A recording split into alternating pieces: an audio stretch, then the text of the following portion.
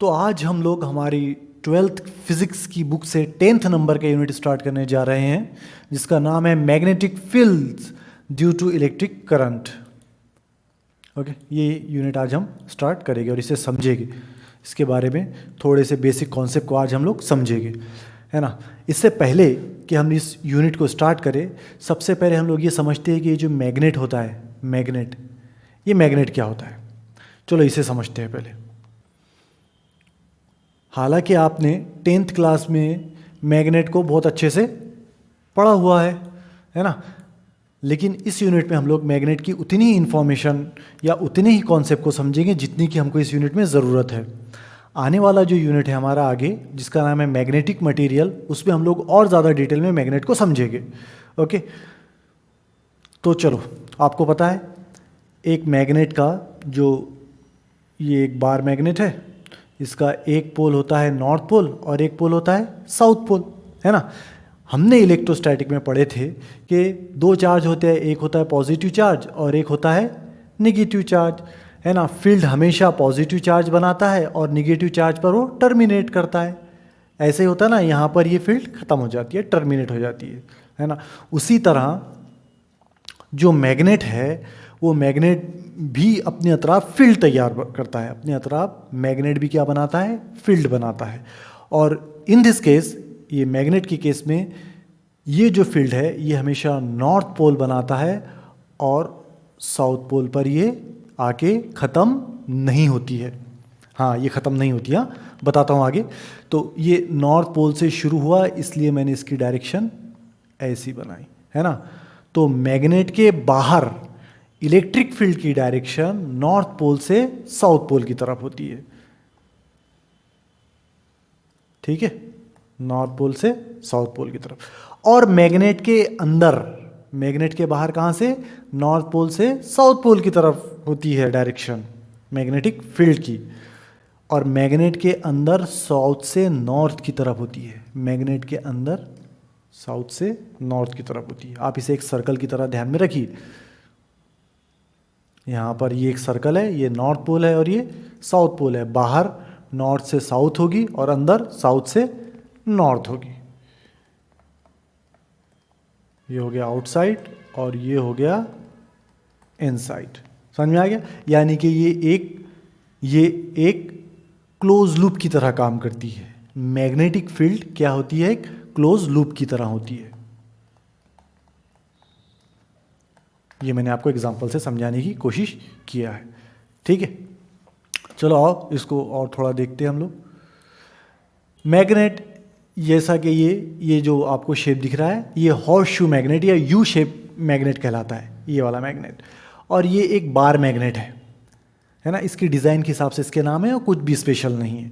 देखिए आप, lines of force जो कि फील्ड बनाती है, ये हमेशा नॉर्थ पोल से शुरू होती है और साउथ पर ख़त्म होती है। और मैग्नेट के अंदर ये साउथ से शुरू होगी और नॉर्थ पर ख़त्म होगी। यहाँ पर भी देखिए आप, ये नॉर्थ पोल से शुरू हुई है फील्ड, साउथ पोल पर ख़त्म नहीं हुई है, हाँ।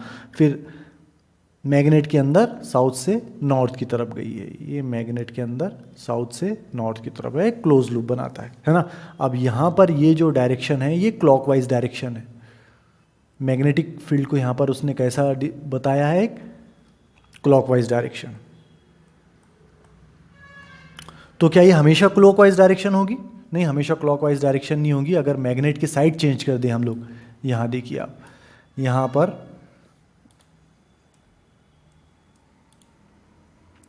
पर हमने बेसिकली क्या किया है, मैग्नेट की साइड चेंज कर दिया है।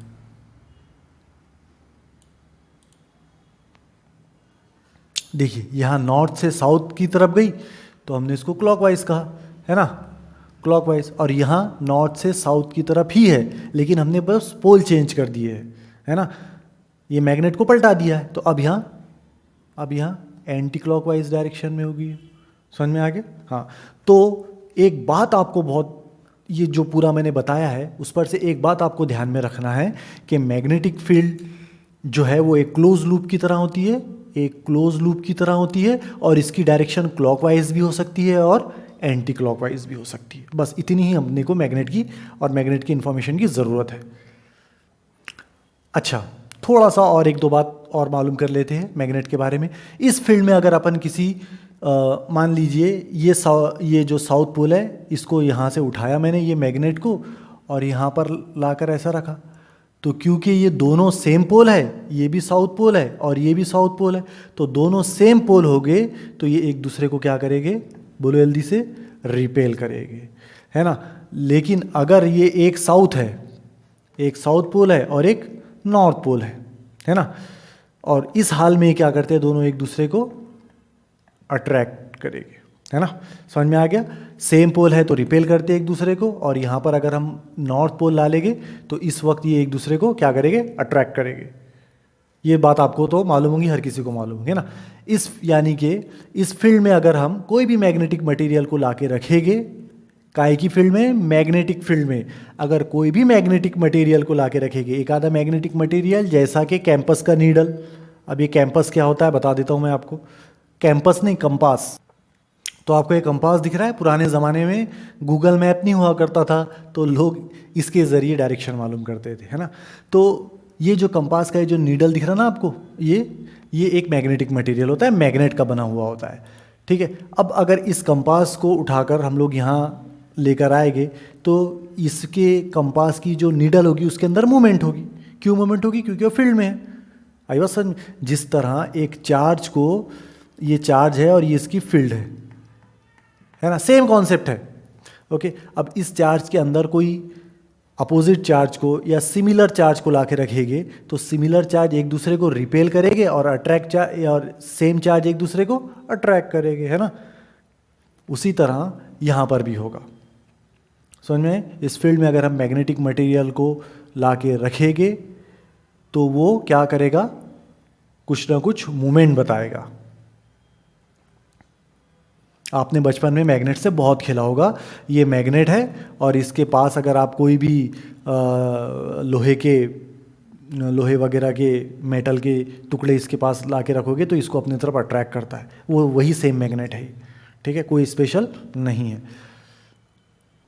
तो ये थोड़ी सी इन्फॉर्मेशन थी मैग्नेट से रिलेटेड। अब हमको इससे ज़्यादा ज़रूरत नहीं है। सिर्फ अगर आपको 5 मिनट में हम लोगों ने क्या पढ़े ये बात ध्यान में रखना है तो सिर्फ 2 बात ध्यान में रखिए कि जो मैग्नेट है वो अपने अतराफ फील्ड बनाता है। फील्ड एक क्लोज लूप की तरह होती है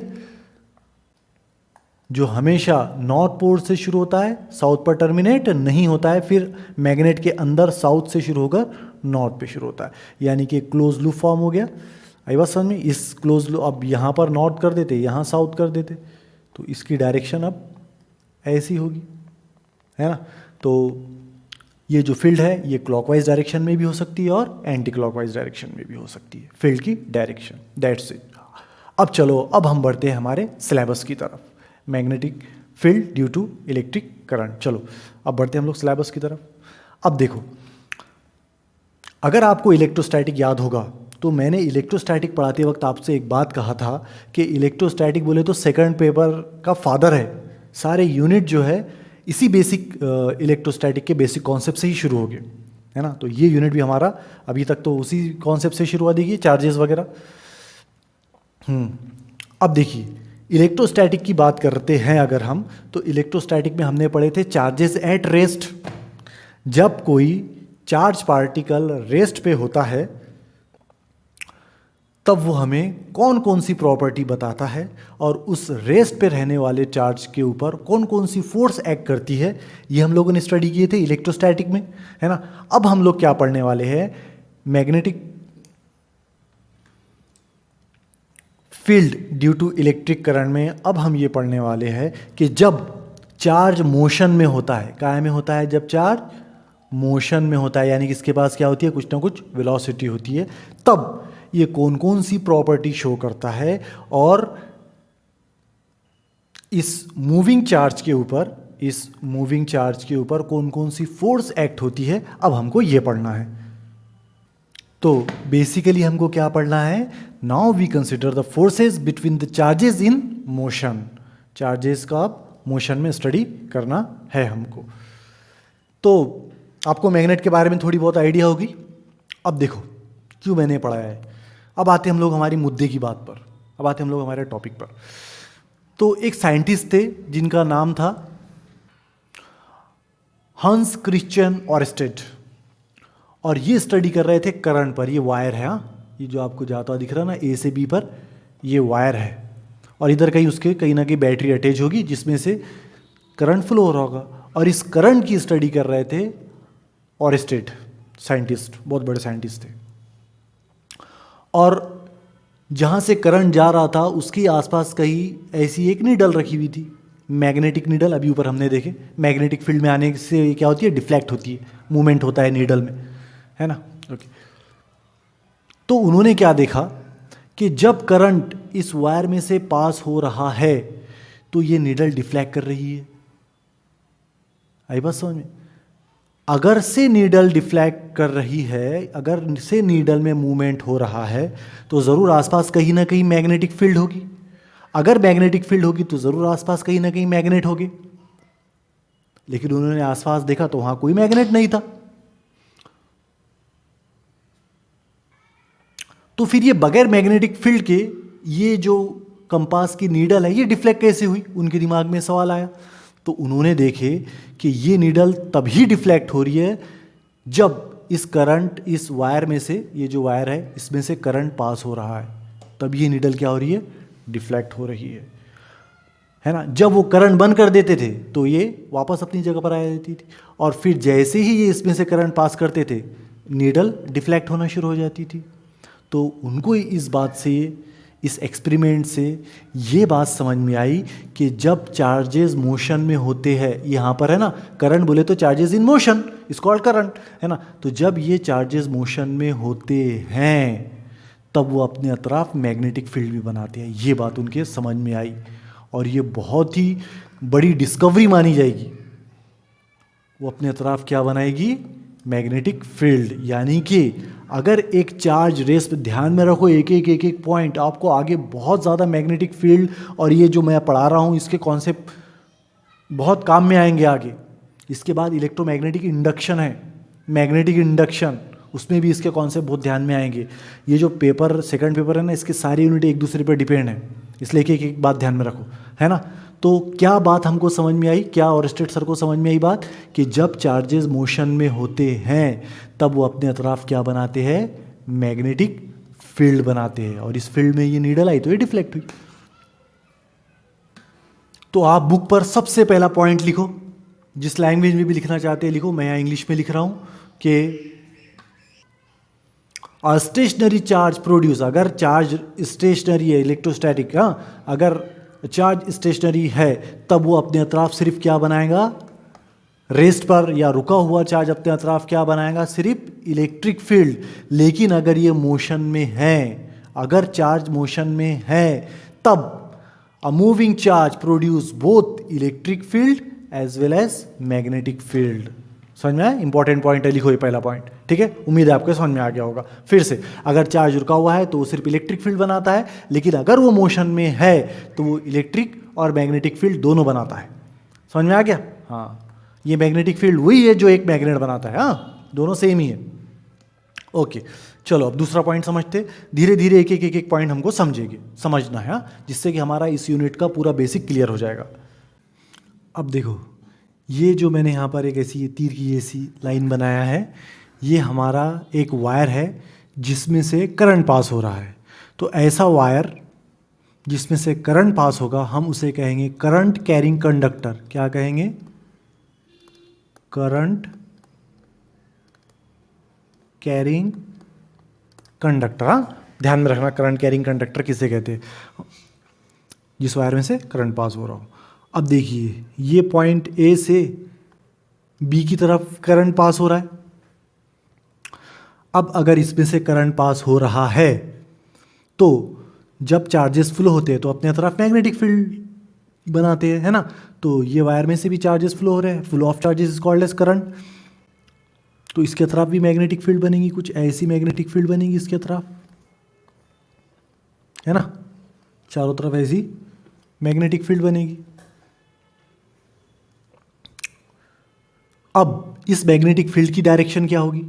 ऐसी भी डायरेक्शन हो सकती है और ऐसी भी डायरेक्शन हो सकती है। कौन सी डायरेक्शन? डायरेक्शन कैसी मालूम करेंगे? तो इसके लिए हम यूज़ करते हैं राइट हैंड रूल का। डायरेक्शन फाइंड आउट करने के लिए कि ये क्लॉकवाइज है कि ये क्लॉकवाइज है कि एंटी क्लॉकवाइज है डायरेक्शन, ये काय के जरिए फाइंड आउट करते हैं हम, राइट हैंड रूल के जरिए फाइंड आउट करते हैं। तो चलो देखते हैं अभी राइट हैंड रूल क्या होता है।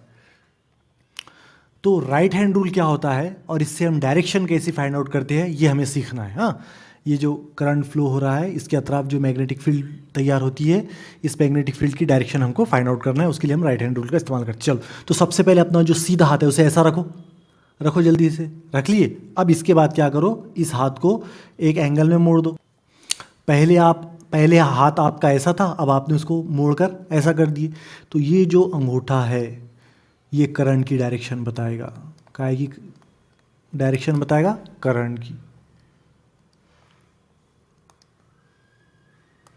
समझ में? ये जो कर्व फिंगर है, ये मुड़ी हुई उंगलियां, ये बताएंगी मैग्नेटिक फील्ड की डायरेक्शन। काय की डायरेक्शन बताएगी? ये मैग्नेटिक फील्ड की डायरेक्शन। समझ में आ गया?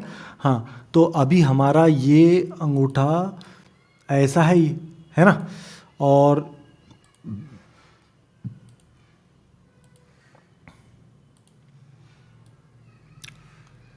ये मैंने यहाँ पर उतार लिया ताकि आपको अच्छे समझ में आए। ये यहाँ पर उतार लिया। तो ये जो मैग्नेटिक फील्ड बनेगी ये इस डायरेक्शन में बनेगी, ऐसे ऐसे बनेगी ये magnetic field anti clockwise direction में। ये क्यों? क्योंकि अंगूठा ऊपर आ रहा है करंट की डायरेक्शन। समझ में आ गया आपको? चलो इसका उल्टा करके देखते हैं अब यहां पर देखो, ये हमारा अंगूठा और ये इस करंट की डायरेक्शन। करंट यहाँ पे ए से बी की तरफ जा रहा है, इधर से इधर जा रहा है। तो करंट की डायरेक्शन क्या है? नीचे। तो अंगूठा मैंने नीचे कर दिया। तो इन दिस केस अब जो मैग्नेटिक फील्ड बनेगी वो ऐसी बनेगी, इस डायरेक्शन में ऐसी बनेगी, क्लॉकवाइज। ध्यान में रखना है, बड़ा इंपॉर्टेंट है, इसलिए इतनी बारीकी समझा रहा हूं मैं। देखो, इससे पहले कैसी बनी थी और अब कैसी बनी है। हाँ, देखो, जब करंट सीधी, इसको हम लोग सीधा माने, सीधी दिशा में घूमेगा, ऊपर की तरफ जा रहा है तो एंटी क्लॉकवाइज में, और वही करंट जब ऊपर से नीचे की तरफ जा रहा है तो क्लॉकवाइज में। समझ में आया? अब चलो, अब आप मुझे बताओ, होमवर्क है ये, कि ये अगर ऐसा करंट की डायरेक्शन अगर हमारी ऐसी है, ये है अब करंट की डायरेक्शन,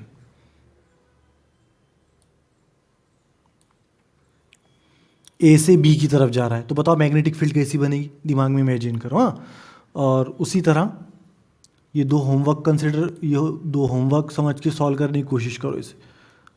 ये है, अब यहाँ पर जो करंट है हमारा वो बी से ए की तरफ जा रहा है, जिधर ये तीर का कमान दिख रहा है उधर करंट जा रहा है। अब ये दो होमवर्क, तो इस तरह हम लोग मैग्नेटिक फील्ड की डायरेक्शन राइट हैंड रूल से बना सकते हैं।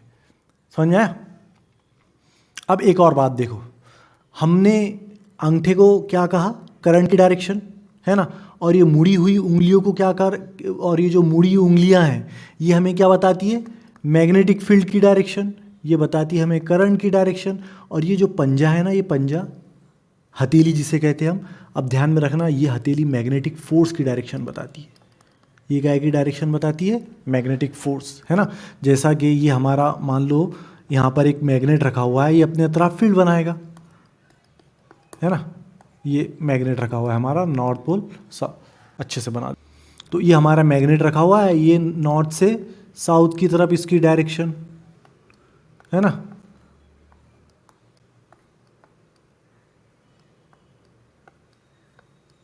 है ना। अब ये अगर फील्ड बनाया है, ये इसका इतना पूरा फील्ड का एरिया है, तो इस फील्ड में फोर्स भी एक्सर्ट करेगा ना। और ये जो फोर्स है ये कहलाएगी हमारी मैग्नेटिक फोर्स। आई बात समझ में? क्योंकि फोर्स है, मैग्नेटिक फोर्स है, इसकी ये भी एक वेक्टर क्वांटिटी है, इसकी भी कोई डायरेक्शन होती है। तो ये जो मैग्नेटिक फोर्स है इसकी डायरेक्शन कौन देगा हमको? ये हमारी हथेली। समझ में आया आपको? चलो देखो, ये अंगूठा क्या बताएगा? करंट की डायरेक्शन। उंगलियां क्या बताएगी? Magnetic field. और ये हथेली क्या बताएगी? Magnetic force. ये देखो दोनों एनिमेशन इसका, बल्कि आप इसे बहुत अच्छी तरह ध्यान में रखो, या उतारना चाहते हैं रफ में तो बना भी लो। करंट बताएगा डायरेक्शन ऑफ करंट, उंगलियां बताएगी डायरेक्शन ऑफ फील्ड, और ये बताएगा डायरेक्शन ऑफ फोर्स। ये, इसलिए हम इसे, ये पाल्म है ना, इसलिए हम इसे राइट हैंड पाम रूल भी कहते हैं, ध्यान में रखना। ओके, तो इस तरह हम लोग करंट की डायरेक्शन बता सकते हैं। अच्छा, अब अगर से ये मैग्नेटिक फील्ड, सॉरी करंट की डायरेक्शन बता रहा मैं, मैग्नेटिक फील्ड की डायरेक्शन बता सकते हैं। अब देखो एक और बात, अब यहां मैंने तीन, ये एक, ये दो और ये तीन करंट कैरिंग कंडक्टर लिया और राइट हैंड रूल से इनके बना लिए। देखो यहाँ अंगूठा ऊपर आएगा तो ये उंगलियां ऐसी मुड़ी हुई आएगी। सिमिलरली यहाँ पर जैसा है वहाँ पर भी, यहाँ पर इसके अपोजिट बनेंगी। देख लेना, अब अभी हम यही पढ़े, ये तीनों भी अभी हम लोगों ने पढ़े, ठीक है। हाँ, अब ये तीनों वायर है, करंट कैरिंग कंडक्टर है और ये उनकी मैग्नेटिक फील्ड। ओके, और ये मैग्नेटिक फील्ड मैग्नेटिक फोर्स लगाएगा, है ना, ये इस पर फोर्स लगाएगा, ये इस पर फोर्स लगाएगा, है। और हमको मालूम है अगर नॉर्थ पोल के सामने नॉर्थ पोल रखे तो वो रिपेल होता है, और नॉर्थ पोल के आगे साउथ पोल रखे तो वो अट्रैक्ट होता है, ठीक है। हाँ, अब देखो यहाँ पर देखो, इसकी डायरेक्शन ऐसी है जबकि इसकी डायरेक्शन ऐसी है, अपोजिट डायरेक्शन है ना, अपोजिट डायरेक्शन है, यानी कि एक नॉर्थ है और एक साउथ है। तो इस हाल में एक नॉर्थ है और एक साउथ है, तो ये क्या करेंगे, अट्रैक्ट करेंगे। समझ में आया? यानी कि अगर दो करंट कैरिंग कंडक्टर है और दोनों की डायरेक्शन एक ही जैसी है, यहाँ पर भी करंट ए से बी की तरफ जा रहा है और यहाँ पर भी दूसरे वायर में भी करंट ए से बी की तरफ जा रहा है, तो ये दोनों वायर एक दूसरे को अपनी तरफ खींचेंगे, ध्यान में रखना है। समझ में? लेकिन एक वायर में से करंट ऊपर की तरफ जा रहा है, एक वायर में से करंट नीचे की तरफ जा रहा है, तो यहाँ पर देखो दोनों की डायरेक्शन एक जैसी होगी। एक जैसी डायरेक्शन होगी तो ये नॉर्थ पोल बनाऊंगा तो ये भी नॉर्थ पोल बनाऊंगा, ये साउथ पोल बनाऊंगा तो ये भी साउथ पोल बनाऊंगा। तो इन दिस केस अगर एक वायर में से करंट ऊपर की तरफ जा रहा और एक वायर से करंट नीचे की तरफ जा रहा, तो ये दोनों वायर एक दूसरे को क्या करते हैं, रिपेल करते हैं। और इस बात को मैंने यहां पर लिख दिया, two current carrying conductor attract each other, दो करंट कैरिंग कंडक्टर एक दूसरे को अट्रैक्ट करेंगे when current is in the same direction. जब करंट दो वायर में एक ही तरफ करंट होगा, एक ही डायरेक्शन में करंट होगा, तो एक दूसरे को क्या करेंगे, अट्रैक्ट करेंगे, है ना। लेकिन and repel each other when the current is in opposite direction, और वो एक दूसरे को रिपेल करेंगे जब करंट की डायरेक्शन एक दूसरे के अपोजिट होगी। तो यहां पर मैंने ये तीसरा पॉइंट भी आपका कवर कर दिया है। अब चलो चौथे पॉइंट की तरफ बढ़ते हैं। ये इंपॉर्टेंट, हर एक पॉइंट इंपॉर्टेंट है।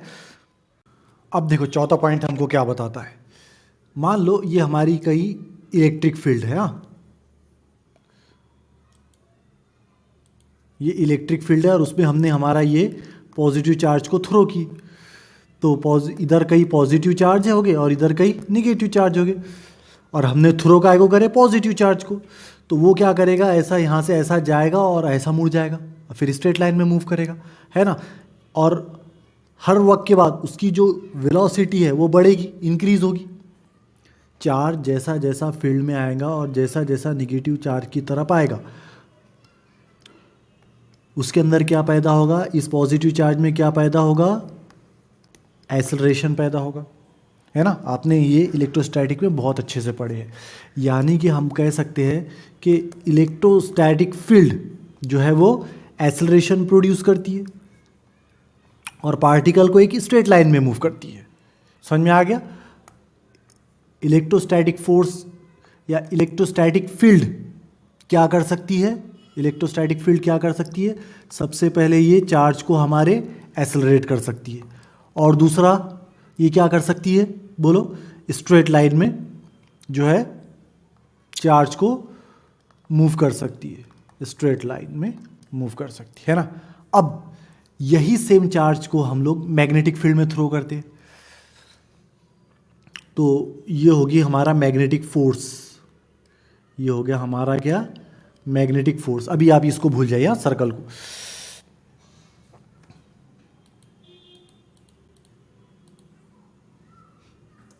ये हो गया हमारा क्या, मैग्नेटिक फील्ड फोर्स। और ये हमारा चार्ज, हमने इसको ऐसा थ्रो किया, तो जैसे ही थ्रो किए तो ये चार्ज यहाँ से ऐसा जाता है, फिर इसको मैग्नेटिक फोर्स अपने तरफ खींच लेती है। और ये यहाँ से ऐसा सीधा जाना चाह रहा था लेकिन सीधा नहीं मुड़ पाया, इधर हो गया, मैग्नेटिक फोर्स ने खींचा, फिर अब वो यहाँ पर आ गया, फिर अब यहाँ से वैसा सीधा जाना चाहेगा लेकिन फिर मैग्नेटिक फोर्स ने उसको अपने तरफ खींचा और ऐसा कर दिया, फिर ऐसा कर दिया, फिर ऐसा कर दिया, फिर ऐसा ऐसा ऐसा कर दिया। तो ये जो मैग्नेटिक फोर्स है, ये जो मैग्नेटिक फोर्स लगी इस चार्ज पर जो मैग्नेटिक फोर्स लगी, और ये वेलोसिटी थी, किसकी वेलोसिटी की डायरेक्शन है, चार्ज की वेलोसिटी की डायरेक्शन, ठीक है। ये क्या है, हमारी मैग्नेटिक फोर्स की डायरेक्शन। इसने क्या किया, इस चार्ज पार्टिकल को सर्कल में घुमा दिया, जबकि इलेक्ट्रिक फील्ड क्या करती थी, स्ट्रेट लाइन में घुमाती थी। और ये मैग्नेटिक फोर्स क्या करता है, सर्कुलर मोशन में या कर्व पाथ में, कर्व पाथ या सर्कुलर पाथ एक ही तो बात है, कर्व पाथ में और सर्कुलर पाथ में पार्टिकल को घुमाता है। समझ में आई बात, ध्यान में रखना, ये लिख लो, यही पॉइंट इंपॉर्टेंट है। चलो लिख लेते हैं पॉइंट। देखो ये बिल्कुल ऐसा होता है, ये हमारा चार्ज पार्टिकल है, हाँ, और ये जो आपको दिख रही है तीर, ये मैग्नेटिक फोर्स है ना। और ये चार्ज पार्टिकल के मोशन की डायरेक्शन, वेलोसिटी की डायरेक्शन, लेकिन ये इसको फोर्स लगा के फिर फोर्स लगा रहा, फिर फोर्स लगा रहा, फिर फोर्स लगा रहा, तो इसको स्ट्रेट लाइन में जाने नहीं दे रहा, बल्कि सेंट्रीपिटल फोर्स की तरह काम कर रही है मैग्नेटिक फोर्स, और पार्टिकल को सर्कुलर पाथ में, और इस चार्ज पार्टिकल को ये मैग्नेटिक फोर्स सर्कुलर पाथ में घुमा दे रही है। आई बात समझ में। यहाँ पर हालांकि ये सैटेलाइट और अर्थ की एग्जांपल है, लेकिन सेम कॉन्सेप्ट का है, मैग्नेटिक फोर्स का भी है। तो यहाँ पर हमने पॉइंट लिख लिया, ए charge particle follows a curve path in a magnetic field. Important point है, हाँ, ध्यान में रखना, आगे भी ज़रूरत पड़ने वाली है हमको। ओके, अब चलो एक इंपॉर्टेंट पॉइंट जो मैं मैग्नेटिक फील्ड को लेकर बताना आपको भूल गया, कि मैग्नेटिक फील्ड जो है इसका यूनिट होता है टेस्ला।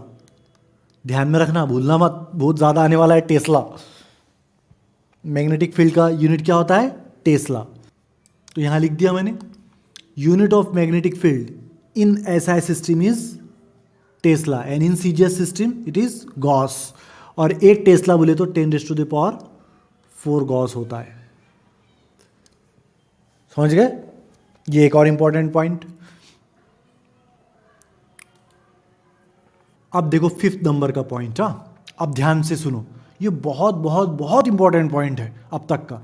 देखो ये है मैग्नेटिक फोर्स, ये है पार्टिकल की वेलोसिटी यानी कि करंट की डायरेक्शन। आई क्या बात समझ में, हाँ। और इन दोनों के बीच में जो एंगल है वो कितने का है, 90 का, है ना। तो मैग्नेटिक फोर्स, ये मैग्नेटिक फोर्स और वेलोसिटी, करंट, ये चार्ज के मोशन की वेलोसिटी, इनके बीच में कितने का एंगल होता है, 90 का। ध्यान में रखना है, हाँ। अब और एक और पॉइंट ध्यान में रखो, और एक और बात, हाँ, बहुत इंपॉर्टेंट पॉइंट है, ये बात ध्यान में रखना ही, कि जब हमारा चार्ज पार्टिकल मैग्नेटिक फील्ड में होगा तब मैग्नेटिक फोर्स और चार्ज पार्टिकल की वेलोसिटी के बीच में कितने का एंगल बनता है, 90 का एंगल बनता है। ये बहुत इंपॉर्टेंट पॉइंट है, ध्यान में रखना। अब देखो, अब ये है वेलोसिटी की डायरेक्शन, है ना, यानी कि करंट की डायरेक्शन, यानी हमारे थंब की डायरेक्शन है ये, है ना। ओके, तो F मानी के मैग्नेटिक फोर्स, V यानी कि वेलोसिटी ऑफ चार्ज पार्टिकल, और इनके बीच में एंगल कितना, 90 डिग्री। अब देखो, अब ध्यान से सुनो, बहुत इंपॉर्टेंट पॉइंट है ये भी, हाँ। अब देखो, ये जो ब्लैक कलर का पेन दिख रहा ना, ये मान लो इसका पॉइंट A है, और ये मान लो इसका पॉइंट B है, और ये मान लो ये जो ब्लैक कलर का पेन है, ये हमारा करंट कैरिंग कंडक्टिंग वायर है। मान इसमें से करंट फ्लो हो रहा है, और करंट जो फ्लो हो रहा है वो A से B की तरफ फ्लो हो रहा है। करंट कहाँ से फ्लो हो रहा है, A से B की तरफ, है ना। तो राइट हैंड थंब रूल के मुताबिक अगर हम मैग्नेटिक फील्ड बनाएंगे तो ये हो गया करंट की डायरेक्शन में, और ये लाइंस बताएंगी हमको मैग्नेटिक फील्ड की डायरेक्शन। अब देखिए, अगर हम यहाँ पर एक पेज कंसिडर करते हैं, ये व्हाइट कलर का दिख रहा है आपको पेज, तो इस पेज में ये मैग्नेटिक फील्ड अंदर की तरफ जा रही है ना, और यहाँ से जा रही है तो फिर यहाँ से बाहर भी निकलेगी, तो अंदर जा रही है। तो अगर फील्ड लाइंस हमारे पेज के अंदर जा रही है तो हम उसे ऐसा सिंबल से डिनोट करेंगे। ये सिंबल का मतलब क्या होगा कि फील्ड लाइंस जो है वो पेज के अंदर जा रही है। समझ में आया? और इधर इधर अगर देखेंगे हम तो यहाँ से पेज के अंदर जा रही तो इधर से पेज के बाहर निकलेगी तो हम उसे डॉट की तरह बनाएंगे। ठीक है, अगर अंदर जा रही है तो ऐसा निशान बनाएंगे, पेज के अंदर जा रही है और पेज से निकल रही है, यहाँ से अंदर जाएगी तो यहाँ से निकलेगी भी ना, तो निकलेगी तो हम उसे पेज के अंदर निकलेगी तो ऐसा निशान बनाएंगे। आप इसे एक ट्रिक की तरह भी ध्यान में रख सकते हैं। ये हमारा तीर है ना, ये तीर जब पेज के अंदर जाएगा तो हमको ये हिस्सा दिखेगा, ये हिस्सा, यही तो मैंने बनाया है। और जब ये बाहर निकलेगा तो हमको ये सामने का हिस्सा दिखेगा, ये डॉट। समझ में? हाँ, अब देखो फील्ड लाइंस, ये करंट हो गया, ये फील्ड लाइन अंदर की तरफ जा रही है तो करंट के डायरेक्शन में, और मैग्नेटिक फील्ड को हम डिनोट करेंगे बी से। इनके बीच में एंगल देखिए कितने का है, दिख रहा है आपको? ये भी 90 का ही एंगल है। यानी कि मैग्नेटिक फोर्स या चार्ज पार्टिकल की velocity, magnetic force, charge particle की वेलोसिटी और मैग्नेटिक फील्ड, इन तीनों के बीच में एंगल कितने का होता है?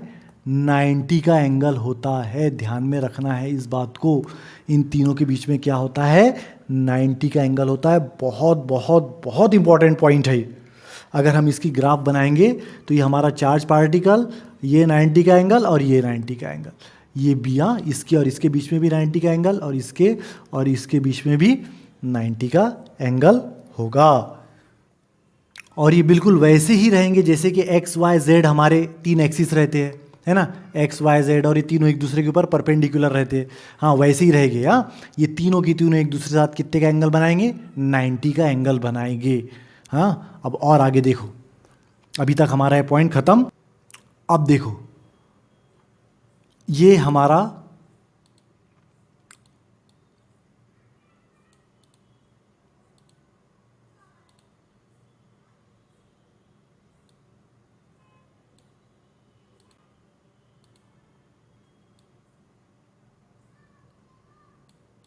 अब देखो ये क्या है? ये है मैग्नेटिक फोर्स की डायरेक्शन। ये क्या है? चार्ज पार्टिकल के वेलोसिटी की डायरेक्शन।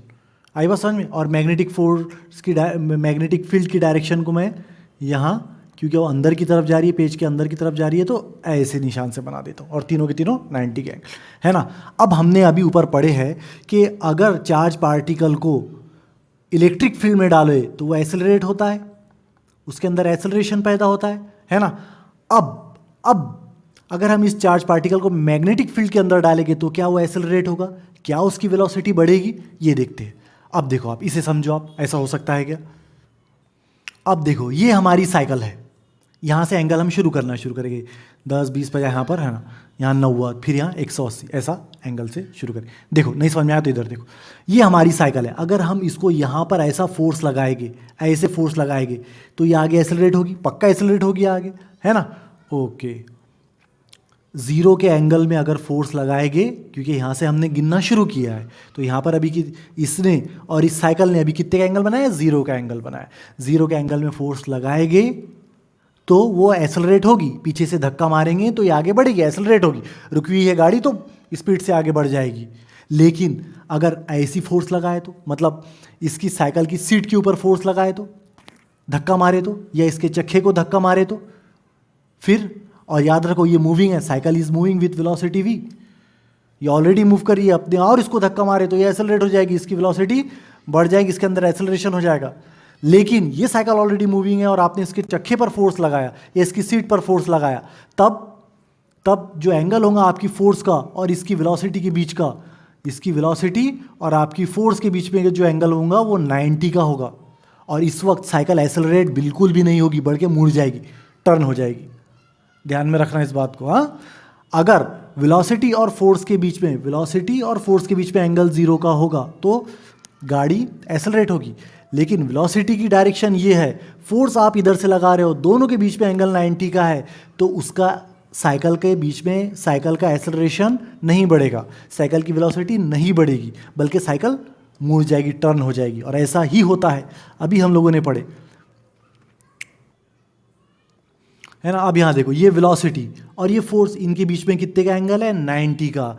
90 का फोर्स है तो ये क्या करता है, हमेशा उसको कर्व पाथ में मोड़ देगा, कर्व पाथ में मोड़ेगा, लेकिन एक्सेलरेशन या उसकी स्पीड के ऊपर इसका कोई इफेक्ट नहीं होगा। स्पीड इस चार्ज पार्टिकल की मैग्नेटिक फील्ड के अंदर स्पीड नहीं बढ़ेगी। ध्यान में रखना इस बात को, बहुत इंपॉर्टेंट पॉइंट है कि मैग्नेटिक फील्ड एक्सेलरेशन प्रोड्यूस नहीं करती है, चार्ज पार्टिकल का एक्सेलरेशन प्रोड्यूस नहीं होता।